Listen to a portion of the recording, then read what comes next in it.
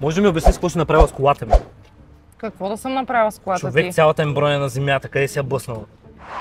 Ога ми, Мила, аз исках да ти кажа, ама знаех, че ти ще се ядосваш и... Не думай. Ама, не бях аз виновна. Просто опитвах се да паркирам и слънцето ми блестеше в очите. Нали има слънчеви очила? Нали има слънчеви Ама очила? нямам специални за шофиране. То такива изобщо съществуват ли? Да, съществуват. Даже знам къде. Ела да ти покажа.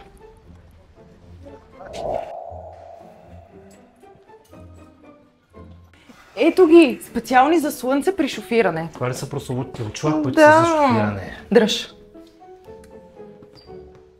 Мале, много са красиви. Те са красиви, но кой ще ми оправи колата? Е, сега вече като имам очила няма да я блъскам. Аре, човек, взима едни да си ходим. Ама не знам кои, кафявите или черните. Казах ти да взима едни да си ходим, защото трябва да оправим кола. Която ти блъсна. И двата чифта. Мисли положително, сега вече няма да я блъскам.